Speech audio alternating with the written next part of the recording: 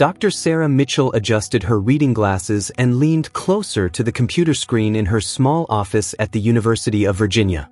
The autumn rain tapped against the window as she scrolled through hundreds of digitized photographs from the Appalachian Historical Archive. It was October 2024, and she had been working on this project for 3 months, cataloging images from small mountain communities in West Virginia and Kentucky from the early 20th century. Most photographs showed stern-faced families, children in worn clothing, and miners covered in coal dust. But then one image made her pause. It was a wedding photograph from 1906, taken in front of a small wooden church in Harlan County, Kentucky. The bride wore an unusually thick veil that completely obscured her face, draped in layers of delicate lace that seemed excessive even for that era. The groom stood beside her, a tall man with kind eyes and calloused hands visible even in the aged photograph. Sarah zoomed in on the image. Something about this photograph felt different. The way the groom's hand rested protectively on the bride's shoulder. The way the other people in the photograph, presumably family and friends, stood at a slight distance, their expressions a mixture of joy and something else she couldn't quite identify. Curiosity, perhaps. Or concern. She made a note in her research log and flagged the image for further investigation. The metadata showed it had been donated to the archive in 1998 by a woman named Dorothy Callahan, who claimed to be the granddaughter of someone in the photograph. Sarah's fingers flew across the keyboard as she searched for any additional information about the Callahan family in Harlan County. The search yielded surprisingly little.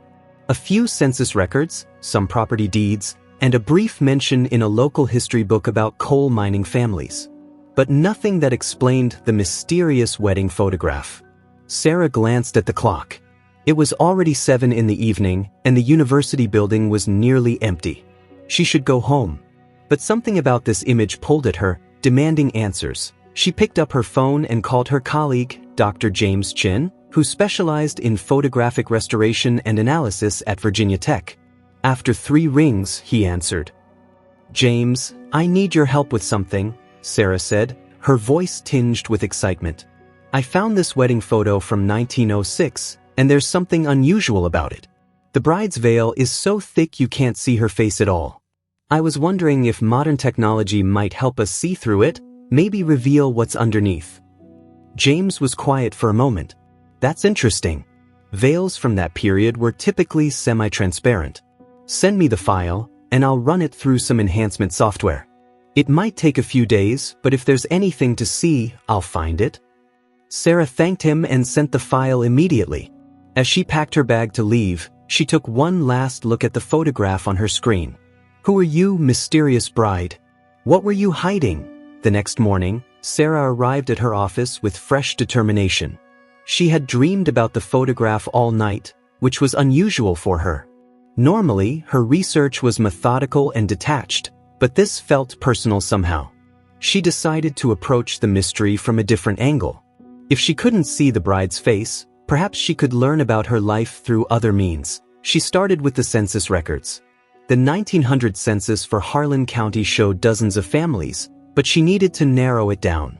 Looking at the photograph again, she noticed something she had missed before. In the background, partially visible, was a hand-painted sign that read, Pine Ridge Baptist. That was her starting point. Sarah spent the next several hours searching for information about Pine Ridge Baptist Church. She found that it had been established in 1889 and served a small community of about 200 people, most of whom worked in the nearby coal mines or farmed the difficult mountain terrain. The church still existed, now renovated and expanded, but the original building from the photograph had been replaced in the 1950 East by lunchtime. Sarah had compiled a list of families who attended Pine Ridge Baptist Church in 1906.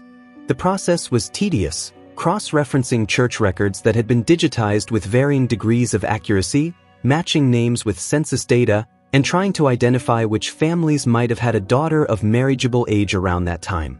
Her phone buzzed. It was a text from James. "Call me. I found something." Sarah's heart raced as she dialed his number. James answered immediately, his voice filled with the same excitement she felt. "Sarah, you're not going to believe this," James began. "I ran the photo through several enhancement programs, and while I couldn't completely remove the veil, I was able to see through parts of it. The bride has a very prominent birthmark on the right side of her face. It covers a significant portion of her cheek and extends slightly onto her neck. In that era, something like this would have been quite noticeable and possibly stigmatized. Sarah sat back in her chair, processing this information. That explains the veil. She was covering it. But why take a wedding photo with such a heavy veil? Wouldn't she want to be seen clearly on her wedding day? That's what I thought too, James replied. But here's where it gets interesting. I enhanced other parts of the photo as well, and if you look at the groom's expression, he's not looking at the camera. He's looking at her, at the side of her face where the veil is. And Sarah, he's smiling. It's subtle, but it's there. This wasn't a man ashamed of his bride. This was a man who loved her exactly as she was. Sarah felt a lump form in her throat. Can you send me the enhanced images? Already in your email, James said. Let me know what else you find out. I'm invested in this story now. After hanging up, Sarah opened her email and studied the enhanced photographs. James was right. The birthmark was substantial, a port wine stain that would have been impossible to hide without the veil. But what struck her more was the expression on the groom's face. There was such tenderness there, such genuine affection. She returned to her research with renewed purpose. Now she had a specific detail to search for. A woman with a prominent facial birthmark who married around 1906 in the Pine Ridge community. It was still a needle in a haystack, but at least now she knew what kind of needle she was looking for. Sarah reached out to local historical societies in Harlan County, sending emails to librarians and amateur historians who might have access to oral histories or family records not yet digitized. She explained her project and described the photograph, being careful not to make any assumptions or judgments about the people involved. By the end of the day, she had received 3 responses. 2 were polite but unhelpful, saying they had no specific information about such a woman. But the 3rd email was different. It was from a retired schoolteacher named Margaret Osborne, who wrote, "You might be interested in the story of Rose Whitaker and Thomas Callahan. My grandmother knew them. Said it was one of the most beautiful love stories in Pine Ridge history. Rose had a birthmark, what they called a fire mark back then. If you're interested, I have some letters and a diary that belonged to Rose. I'd be happy to share them with you." Sarah's hands trembled as she typed her response, asking if she could visit Margaret in Harlan County. The answer came back within minutes. "Come this weekend. I'll make sure everything is ready for you." Saturday morning found Sarah driving through the winding mountain roads of eastern Kentucky, her GPS struggling to maintain a signal as she climbed higher into the Appalachian Mountains. The autumn colors were spectacular, the hillsides ablaze with orange, red, and gold. Despite the beauty, she could imagine how isolated and challenging life must have been here in 1906. Margaret Osborne's house was a modest brick ranch on the outskirts of what had once been Pine Ridge, now incorporated into the larger town of Harlan.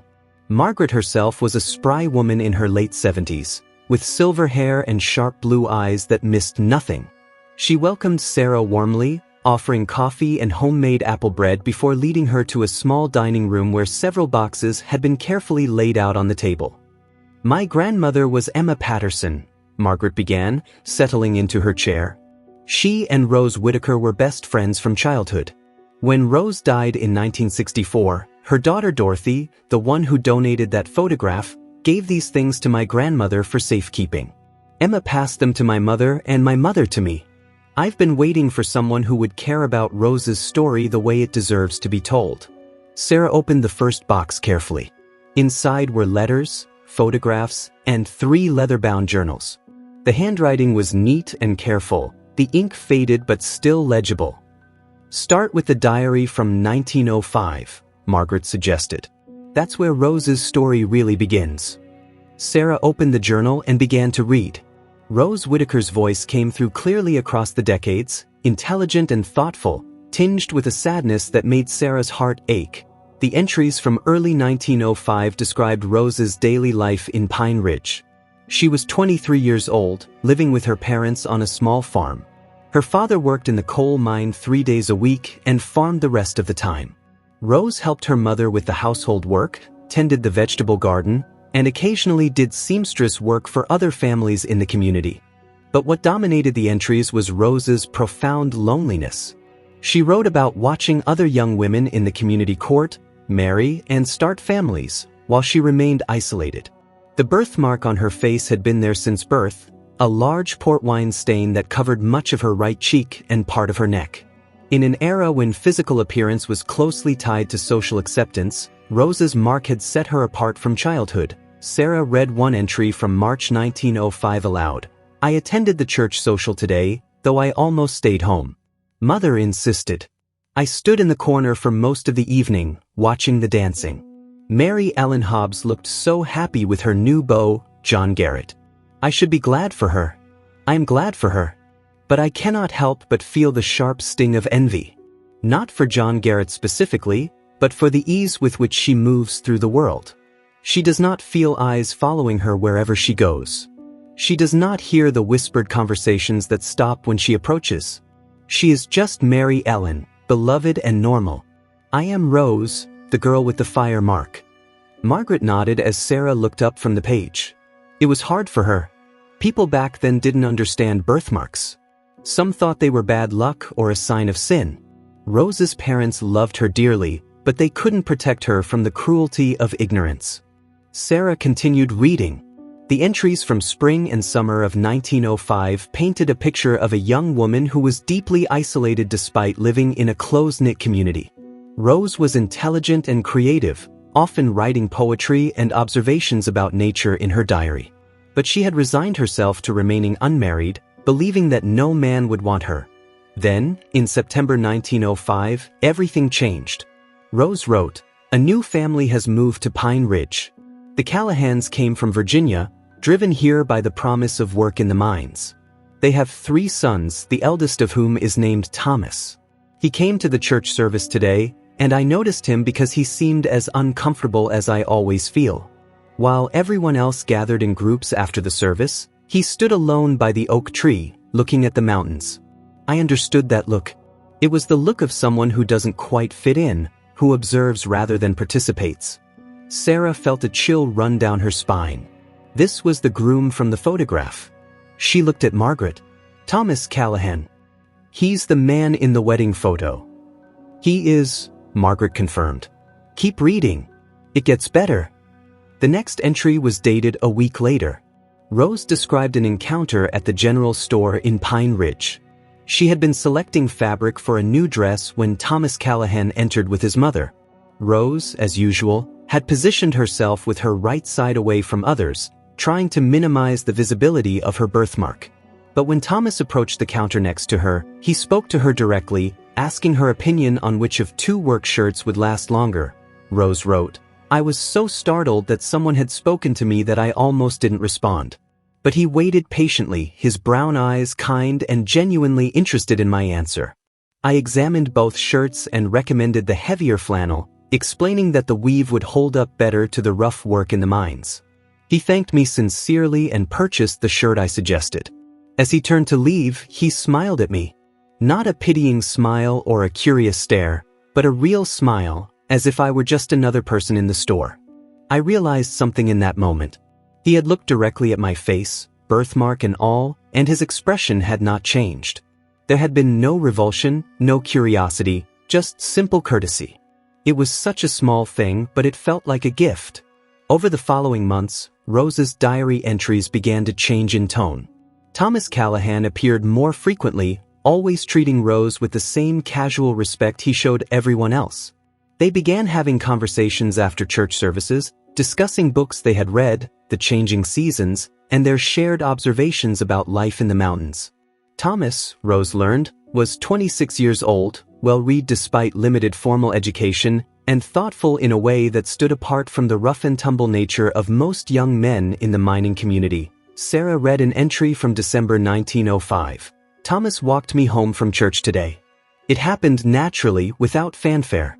We were talking about the first snowfall, and when the service ended, he simply fell into step beside me.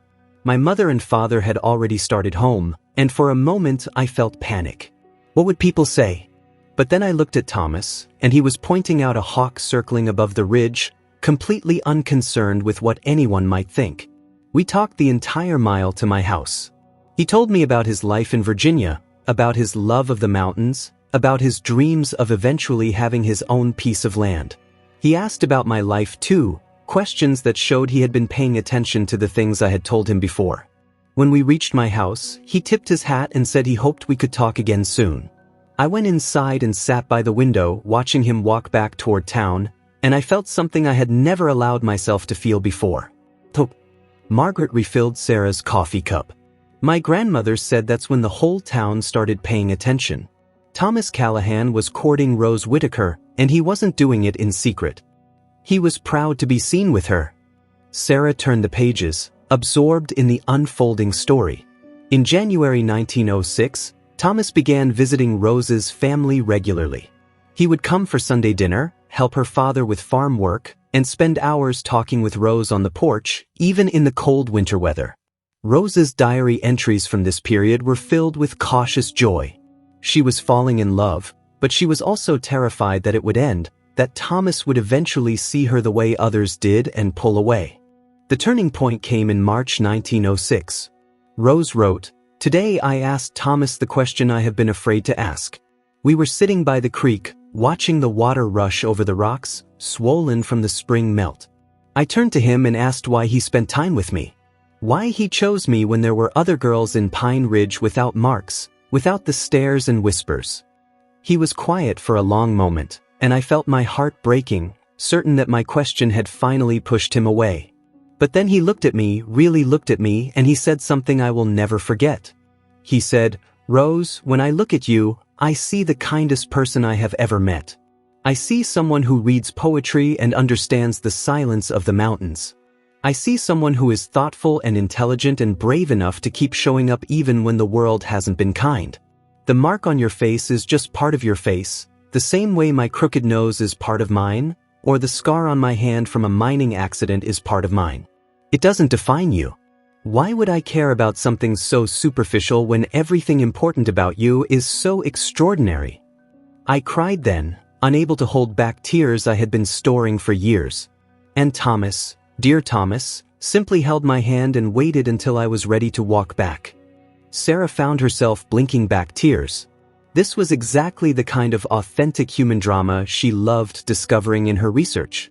Real people, facing real challenges, finding connection and love despite the obstacles.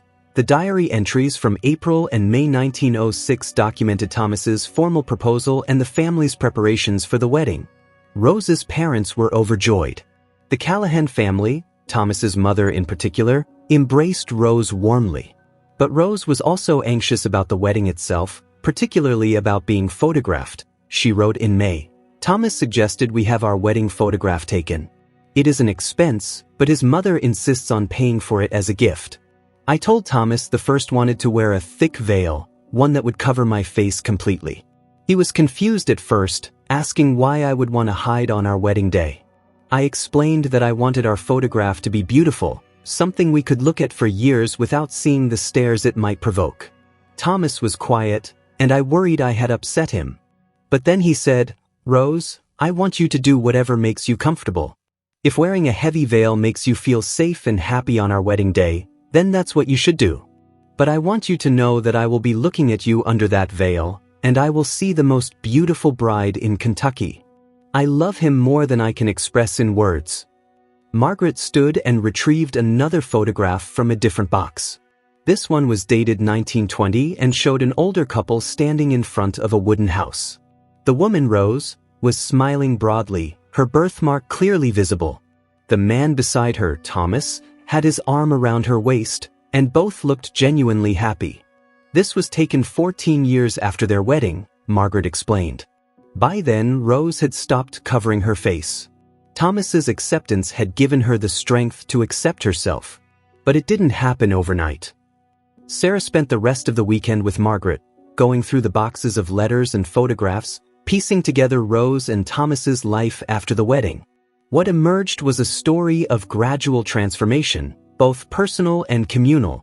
The months immediately following the wedding in June 1906 were challenging for Rose. Despite Thomas's love and support, She still struggled with self-consciousness about her appearance. The thick wedding veil had been a compromise between her fear and her desire to celebrate the most important day of her life, but she couldn't wear a veil every day. A letter from Emma Patterson to her sister, dated August 1906, provided insight into this period. Rose and Thomas are living in the small house on Maple Street. Thomas works hard in the mine and treats Rose like she is the most precious thing in the world. But Rose still struggles. She goes to the market early in the morning when fewer people are there. She sits in the back pew at church. Thomas is patient with her, never pushing, but I can see it hurts him to watch her hide herself away. He tells me he wishes he could make the world kinder for her, but all he can do is love her as best he can. Sarah found entries in Rose's 1907 diary that reflected this internal struggle. Rose wrote, "I know I am blessed. I have a husband who loves me, a comfortable home, and enough to eat. But I still feel the weight of stares when we go into town. I see mothers pull their children away, as if my birthmark is contagious. I hear the whispers that question what Thomas saw in me. Some days I want to hide away forever. Other days, when I am alone with Thomas, I feel brave enough to face anything. He is teaching me to see myself through his eyes, but it is hard work, undoing 24 years of hurt." The turning point came in the spring of 1908. Rose discovered she was pregnant. The diary entries from this period showed a mixture of joy and terror. She was thrilled at the prospect of becoming a mother but terrified that her child might inherit her birthmark or face ridicule because of hers. She wrote in April 1908, "I told Thomas about the baby today. He picked me up and spun me around the kitchen, laughing with pure joy. Then he saw my face and asked what was wrong. I confessed my fears. What if the baby has my mark? What if other children are cruel? Thomas sat me down and held both my hands. He said, 'Rose, if our child has your mark, then they will have the most beautiful mark in the world because it will be part of them, just like yours is part of you. And if other children are cruel, we will teach our child what I am still trying to teach you. That real strength comes from being yourself in a world that often wants you to be something else. Our child will learn courage from you, Rose.' What greater gift could a mother give?" Sarah looked up from the diary. Did their child have the birthmark? Margaret smiled. "No, actually. Dorothy was born in November 1908, perfectly healthy, without any birthmark. But Rose's fear about having a child with her condition eventually led to something unexpected." Margaret pulled out a folder of newspaper clippings and letters from 1910. The story they told was remarkable. In the spring of that year, a traveling doctor came through Pine Ridge offering free medical consultations. Rose, now a mother and gradually gaining confidence through Thomas's unwavering support, decided to ask about her birthmark. The doctor, a progressive man trained in one of the newer medical schools, explained that birthmarks like hers were not curses or signs of anything wrong. They were simply an overgrowth of blood vessels in the skin, present from birth, and completely harmless. This scientific explanation was revelatory for Rose. It didn't change her appearance, but it changed how she understood herself. She began sharing this information with others in Pine Ridge, particularly mothers who had children with similar conditions. A letter from Rose to Emma, dated June 1910, showed this shift. "I met with Martha Green today. Her youngest son has a birthmark on his arm, and she has been so worried about it. I told her what the doctor explained to me, that it is nothing to fear or be ashamed of. You should have seen the relief on her face. It made me realize something, Emma. I have spent so many years being hurt by ignorance, but I have never tried to fight against that ignorance with education. Perhaps my birthmark is not a curse but an opportunity to help others understand." Over the next few years, Rose became an unlikely advocate for children with birthmarks and other visible differences in the Harlan County area. She started a small support group for mothers, sharing information and providing emotional support. She spoke at schools about treating everyone with kindness regardless of their appearance. And slowly, she began to cover her face less and less. Margaret showed Sarah a photograph from 1912. It showed Rose standing with a group of women and children, all smiling at the camera. Rose's birthmark was clearly visible, and she looked confident and happy. Thomas kept every newspaper clipping, every letter, every photograph. Margaret said. He was so proud of who she became. Not because she changed for him, but because she found the courage to change for herself. Sarah examined the later photographs and documents. By 1915, Rose and Thomas had 2 more children, both boys, and had moved to a larger house on the edge of Pine Ridge. Thomas had been promoted to a supervisory position at the mine, and Rose had become a respected figure in the community. The woman who had once hidden in corners was now organizing church socials, teaching Sunday school, and serving as an informal counselor for families dealing with various challenges. A particularly moving letter from Thomas to his brother in Virginia, dated 1918, captured the essence of their relationship. You asked in your last letter if I ever regretted marrying Rose, if the stares and comments ever bothered me. Brother, I have never regretted it for a single moment. Rose is the bravest person I know. She faces a world that judges her unfairly every single day, and she does it with grace and kindness. She has taught me what real beauty is. It's not in a face or a figure. It's in how a person treats others, in their capacity for love, in their willingness to keep being good even when the world hasn't always been good to them. I am the lucky one in this marriage. Every single day, I am grateful that she chose me. Sarah felt tears on her cheeks and wiped them away quickly. This was why she had become a historian, to uncover these stories of ordinary people doing extraordinary things. Margaret handed her a final set of documents. Rose lived until 1964. Thomas died in 1959, and Rose said she never quite recovered from losing him. But even without him, she continued her work. She started a small lending library in Pine Ridge, helped establish a community garden, and mentored dozens of young people. When she died at 82, the church couldn't hold everyone who came to her funeral. Among the final documents was Rose's obituary from the local newspaper. It described her community work, her loving marriage to Thomas, her children and grandchildren. Near the end, there was a sentence that made Sarah pause. Mrs. Callahan was known throughout Harlan County for her advocacy work on behalf of children with physical differences. She often said that her prominent birthmark, which she bore with quiet dignity throughout her life, had taught her the most important lesson, that true beauty and worth come from within, and that love sees past the superficial to the eternal. Sunday afternoon found Sarah back in her car, driving slowly down the mountain roads, her mind full of Rose and Thomas's story. But she wasn't heading home yet. Margaret had given her one more lead. Dorothy Callahan Murphy, Rose's daughter, was still alive at 96, living in a nursing home in Lexington. Sarah had called ahead, and Dorothy had agreed to meet with her. Now, as Sarah parked in front of the Pleasant Valley Senior Living Center, she felt a mixture of excitement and nervousness. She was about to meet the baby from Rose's diary, the little girl who had grown up watching her mother's transformation. Dorothy was waiting in the common room, a tiny woman with snow-white hair and Rose's kind eyes. Despite her age, her mind was sharp, and she greeted Sarah with genuine enthusiasm. "Margaret called and told me about your research," Dorothy said as they settled into comfortable chairs by a window overlooking a small garden. "I'm glad someone is interested in Mama's story. She was an extraordinary woman, though she would have laughed if anyone told her that. She always said she was just ordinary Rose from Pine Ridge." Sarah pulled out her laptop and showed Dorothy the enhanced wedding photograph. Dorothy peered at it closely, her eyes filling with tears. "I haven't seen this in years," she whispered. "That veil. Mama kept it in a cedar chest her whole life. When I was a little girl, I found it once and asked why it was so thick. She told me it was because she had wanted to feel beautiful on her wedding day, and the veil made her feel safe. But then she told me something else. She said that Papa had taught her that real beauty wasn't something you could hide or reveal with a piece of fabric. It was something that showed in how you treated people, how you loved, how you faced life's challenges." Dorothy sat back in her chair, her gaze distant with memory. "I grew up knowing Mama was different from other mothers because of her birthmark.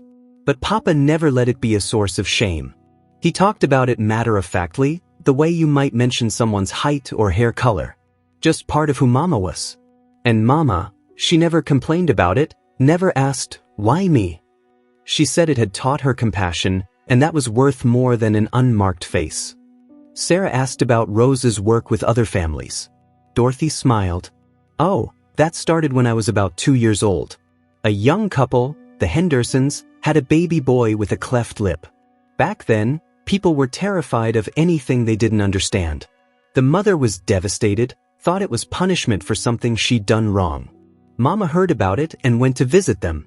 She spent hours with that mother, explaining what the doctor had told her, that these things just happen, that the baby was perfect and loved and needed his mother's confidence, not her fear.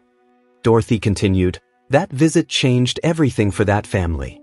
The father, Jim Henderson, he told Papa later that Mama had saved their marriage. The mother had been so depressed, so ashamed, and Mama pulled her out of that darkness. Word spread, and soon Mama was the person people called when they needed help understanding physical differences or dealing with social stigma.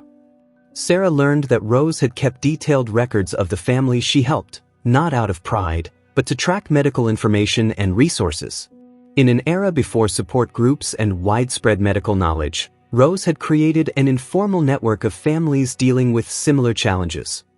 The funny thing, Dorothy said, was that Mama became so focused on helping others that she almost forgot to be self-conscious about her own appearance. By the time I was 10 or 12, she rarely covered her face at all. She would go to town, to church, anywhere, with her head held high. If children stared, she would smile and explain about birthmarks in a way they could understand. If adults were rude, she would politely educate them. She killed ignorance with kindness and knowledge. Sarah asked about Thomas, about the marriage. Dorothy's face softened. Papa worshipped Mama. There's no other word for it. He was so proud of her work, of who she was.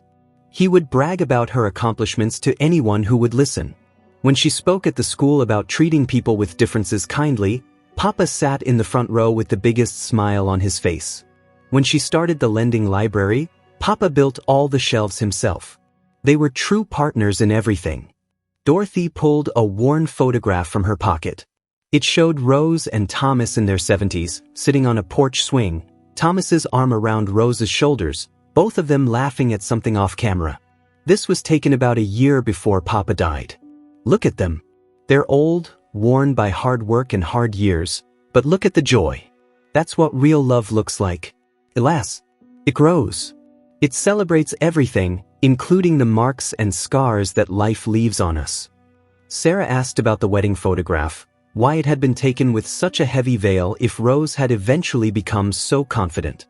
Dorothy nodded, as if she had expected this question. Mama explained it to me once. She said that the veil represented where she was at that moment in her life. Still afraid, still protecting herself, but brave enough to marry Papa, to trust his love even when she couldn't fully trust herself. She said that photograph was important because it showed the beginning of her journey, not the end. It was proof that transformation is possible, that you don't have to be completely healed to take the next step forward. Dorothy reached over and patted Sarah's hand. People often ask if Mama ever regretted having her birthmark. She didn't. By the end of her life, she said it had been a gift in disguise. It had brought her Papa, because he was the kind of man who saw past the superficial.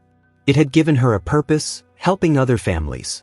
It had taught her empathy and strength. She said that if she could go back and be born without it, she wouldn't, because then she wouldn't have become the person she was meant to be. Sarah spent another hour with Dorothy, recording stories about Rose's later years. How she had celebrated when her granddaughter, Dorothy's daughter, was born with a small birthmark, calling it a blessing mark that connected her to her grandmother. How she had corresponded with families across Kentucky and neighboring states, offering support and information. How she had lived her final years with grace and gratitude, surrounded by a community that had learned to see her the way Thomas always had, as extraordinary. Before Sarah left, Dorothy gave her one final gift. A letter Rose had written to her children and grandchildren shortly before her death, meant to be read after she was gone. Sarah asked if she could include it in her research, and Dorothy agreed that in the car. Before starting the drive back to Virginia, Sarah read the letter. Rose's handwriting was shaky with age, but her words were strong. My dear ones, by the time you read this, I will have finished my journey in this world. I want you to know that it was a good journey, full of more joy than I ever expected when I was a young woman hiding in the corners of church socials.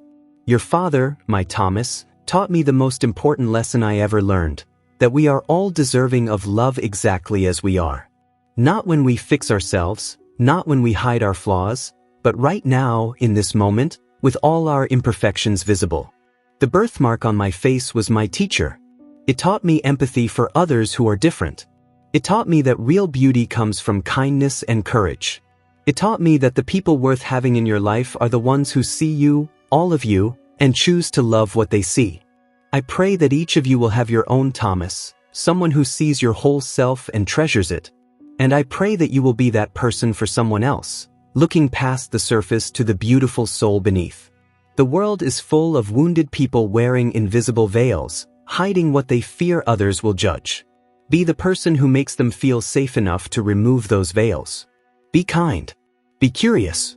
Be brave enough to love deeply and honestly.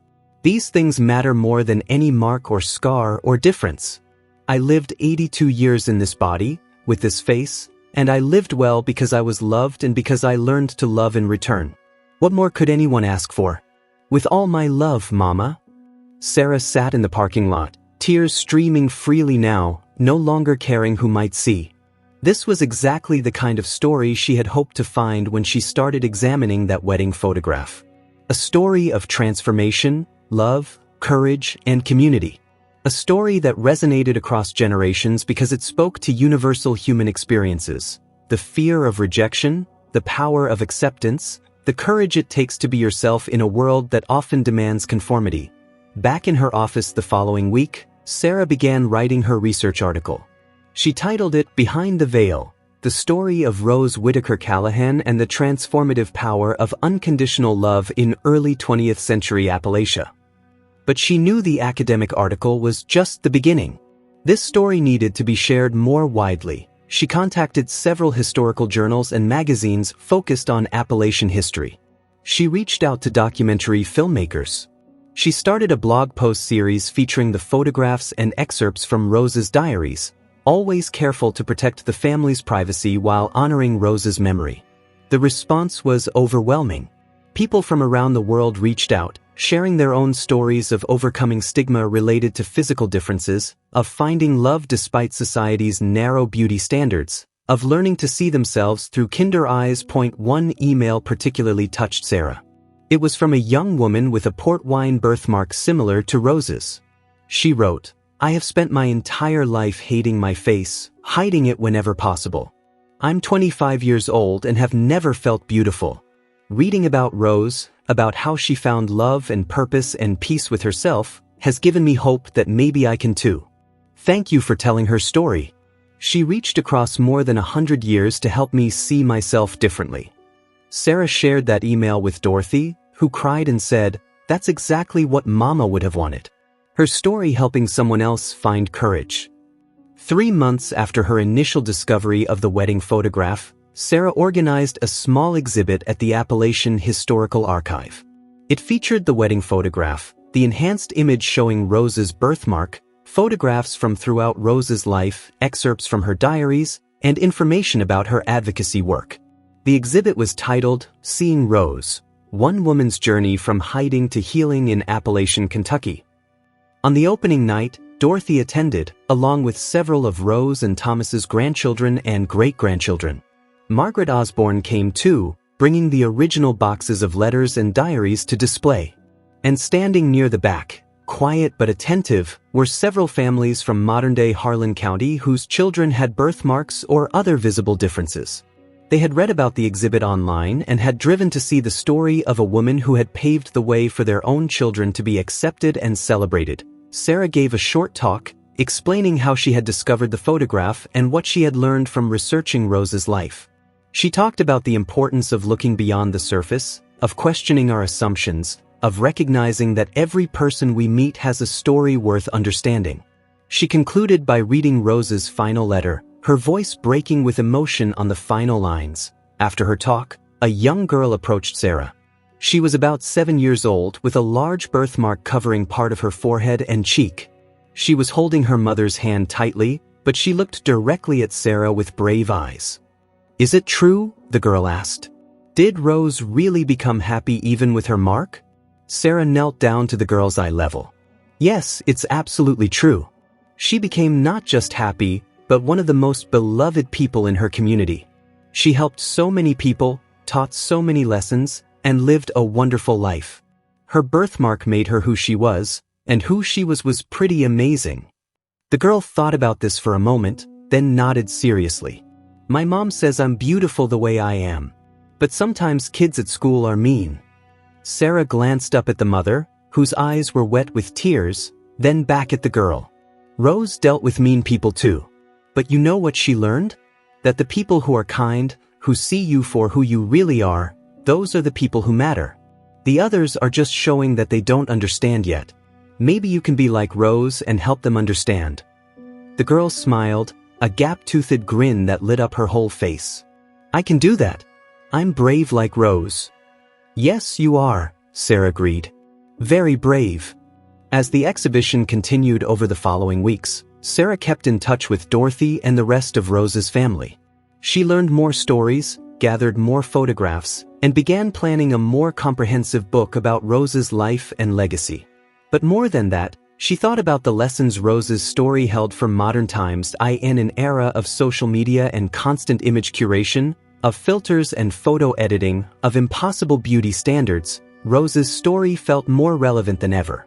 She had lived in a time without those technologies, but she had faced the same fundamental challenges, learning to accept herself in a world focused on appearance, finding the courage to be visible despite fear of judgment, understanding that real beauty comes from within. Sarah often returned to that original wedding photograph on her computer screen, the one that had started everything. The thick veil that had once seemed like a mystery now made perfect sense. It was Rose's shield, her protection, her compromise between fear and celebration. But it was also temporary. Under that veil was a woman on the brink of transformation, supported by a man who loved her completely, about to embark on a journey that would take her from hiding to healing, from fear to courage, from isolation to community impact. The historian studying that 1906 photograph had discovered what the bride's veil was hiding, not just a birthmark, but a story of extraordinary human resilience, transformative love, and the power of one person to change hearts and minds through simple acts of courage and kindness. It was a story that had waited more than a century to be fully told, and now, thanks to the dedication of people like Margaret Osborne, the openness of Dorothy Murphy, and the curiosity of researchers like Sarah Mitchell, it would reach people who needed to hear it. Late one evening, Sarah was working on her book manuscript when she received an email from James Chin, the colleague who had enhanced the original photograph. The subject line read simply, "Thank you." The email said, "Sarah, I just finished reading your blog post series about Rose Callahan. I wanted to thank you for involving me in this research. I've been doing photo enhancement work for 20 years, and most of the time it's routine, technical work. But every once in a while, I get to be part of uncovering something truly meaningful. Rose's story has stayed with me. It's made me think differently about the photographs I work with, about the stories behind every face I enhance, every image I restore. We're not just preserving history. We're preserving human stories that have the power to change lives even decades or centuries later. Thank you for reminding me why this work matters." Sarah smiled and began typing her response, but then she paused. Her eyes drifted to the framed copy of the wedding photograph that now hung on her office wall. Rose and Thomas, frozen in that moment in 1906, standing before their community, beginning a life together that would exceed any expectations. She thought about Rose's words in her final letter, "Be brave enough to love deeply and honestly." These things matter more than any mark or scar or difference. Simple advice, but profound. Timeless wisdom from an ordinary woman who had lived an extraordinary life, not because of what she accomplished in the public eye, but because of how she chose to live each day, with increasing courage and decreasing fear. Sarah saved her manuscript and closed her laptop. Tomorrow she would continue writing, continue sharing Rose's story with the world. But tonight, she simply sat in the quiet of her office, grateful for the mystery that had led her to discover Rose Whitaker Callahan, and grateful for the reminder that the most powerful stories are often hidden just beneath the surface, waiting for someone curious enough to look beyond the veil and see the full, beautiful truth underneath.